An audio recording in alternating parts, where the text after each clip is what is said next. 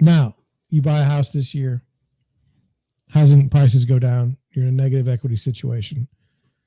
What do? In 2007, you bail from the house, go buy another one, and say, oh my God, I'm going to go in bankruptcy, and just get rid of the house.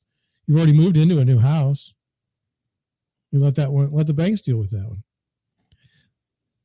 So if house prices aren't going to collapse, if we're not going to have this calamity, blood in the streets, what are we going to have? Well, I think we're going to have quote unquote economic ruin. I think you'll see people lose their jobs. I think you'll see many industries contract. I think unemployment will be a significant problem, and that's combined with inflation, which is going to continue to be a problem. We're going to go through that today, and just dicey stuff. When you're a little kid, you don't pay attention to any sort of news, world news. I remember even when I was in college, we threw a few Patriot missiles right at Iraq during the Saddam Hussein. That was Clinton. I think it made the news for like a day. Didn't seem like a big deal. Didn't seem like we were going back to Iraq either, but that ended up happening. But you don't pay attention to those kinds of things. And similarly, like if you're in college right now and you're 18 years old and this is your freshman year, you've never seen a terrible job market.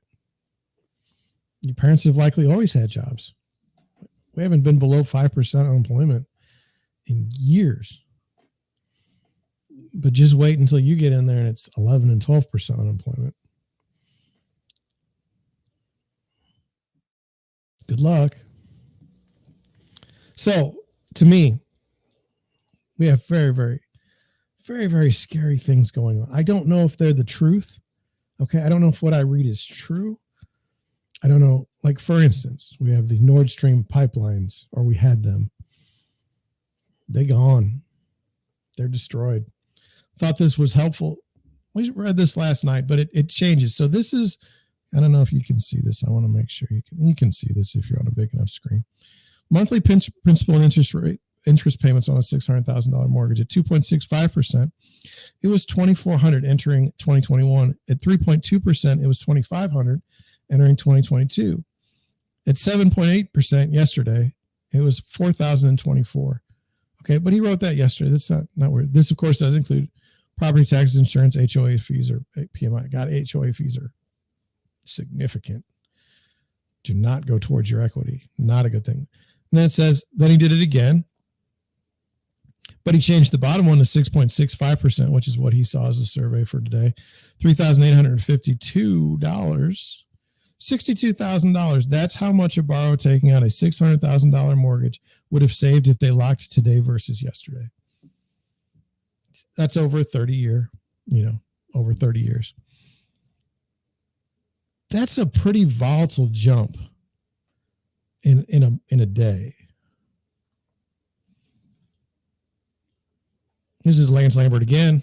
He writes for Fortune, and he was on the real estate beat. So, I mean, it's like, we got Robert Schiller's take on the pandemic housing boom. In the New York Times piece, Robert Schiller provided some advice to buyers. Now, let's see. I mean, he reads charts all the time. They started their own index. It says, one has to reflect on the swirl of emotions that affect many of us these days and recognize their legitimacy, but not overreact to the high prices. Now, I don't know what that, oh my God, look at that. Coolio has died at 59. Yeah. Did he do Gangster's Paradise? Yes, apparently he did. Anyway, let's get back to housing. What is this quote? What does this mean? One has to reflect on the swirl of emotions that affect many of us these days and recognize their legitimacy, but not overreact to the high prices. So, like when the mortgage rates went to 7 yesterday and I physically wanted to hurl, that's not what I was supposed to do. So today I'm supposed to feel better? I don't know. I'm just trying to go through the emotion.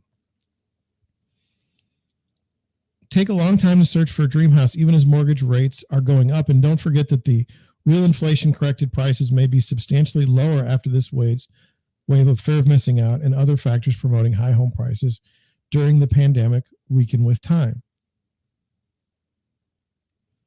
I think that real inflation adjusted home prices will likely be a lot lower in a few years, but that's not certain.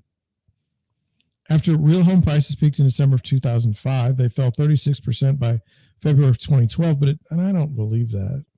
No offense.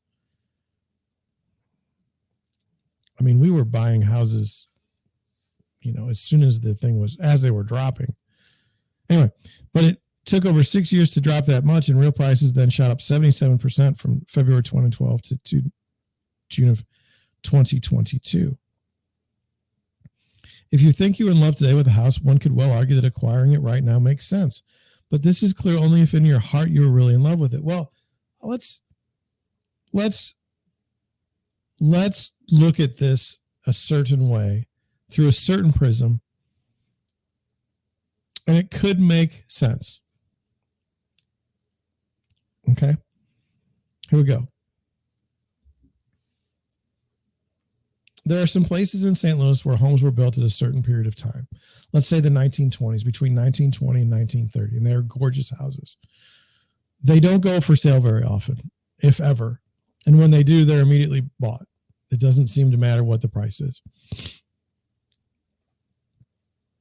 If you were interested in a home and those were the homes you were interested in, you really don't get the benefit of waiting for the house to come on the market when you would like it to.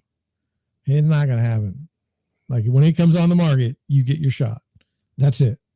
You can't say, oh, the rates are high today, we can't buy the house.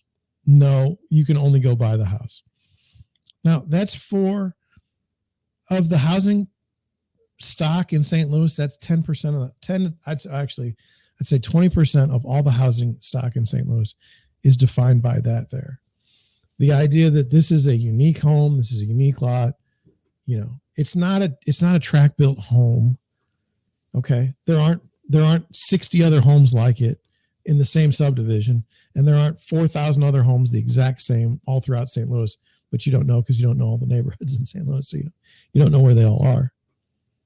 In my experience, I don't know if I've looked at so many houses in so many places that I literally can walk through houses and know exactly what I'm going to find in the next room.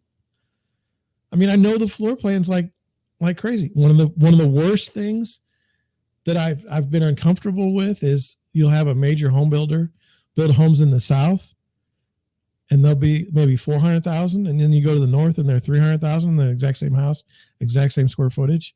It makes you wonder. But anyway, I don't think you should be bound by this maybe the rat race of what the Fed and the government does to assets over time, because they're just, look, we had 2007. They're going to fix it. It's never going to happen again.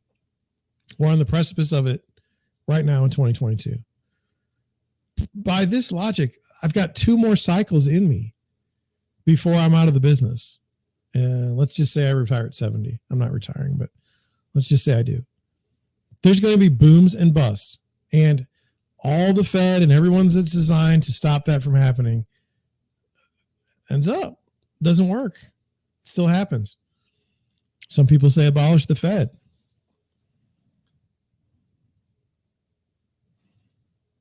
What does the Fed even do? Moving on, unusual whales. Mortgage refinancing has dropped to a 22-year low. Now let's just spend a moment on that. How is it in the United States that the business model for a mortgage company is such that they must have refinancing or they will go out of business?